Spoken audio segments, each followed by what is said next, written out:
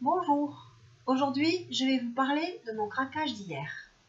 Cette vidéo est pour tous les bons élèves qui font toujours tout comme il faut. Pour ceux qui n'y arrivent pas malgré tous leurs efforts et puis pour tous les autres aussi. Je suis Edith, coach et profileuse alimentaire, auteure du blog La Petite Fabrique d'Edith et hier j'ai drôlement bien dérapé et je m'en suis déjà remise. Hier donc j'ai mangé gras, j'ai bu mon eau chaude vitaminée en me levant et puis vite je suis partie parce que j'avais une réunion matinale. De retour à la maison vers 10h, je n'avais pas très faim, mais je me suis dit qu'il était important de bien manger les jours gras et donc j'ai déjeuné avec 2 tranches de mon jambon maison absolument délicieux et 2 œufs au plat que j'ai accompagnés d'une tasse de bouillon. Vers midi, j'ai mangé de la ratatouille et du poulet façon nuggets que je venais de faire. Absolument délicieux. De la friture, mais délicieux.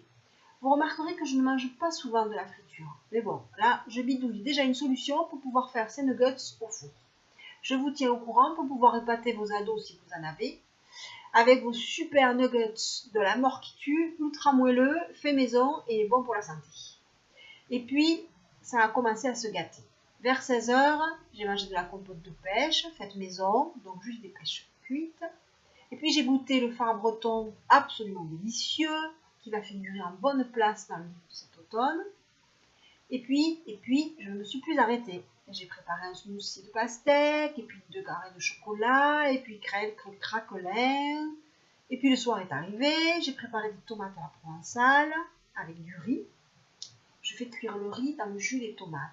Et c'est absolument irrésistible. J'en ai donc mangé aussi pour accompagner ma famille. Qu'est-ce que vous croyez? Je fais des sacrifices, moi aussi, quelquefois. Bref, j'ai largement beaucoup trop mangé dans ma journée d'hier. Alors, je me suis interrogée, tâté la tête, gratté ici. Et je vais vous dire ce que j'en pense. Soit, il s'est passé exactement ce que je dis aux personnes que je coach. C'est-à-dire, le petit déjeuner fait tout.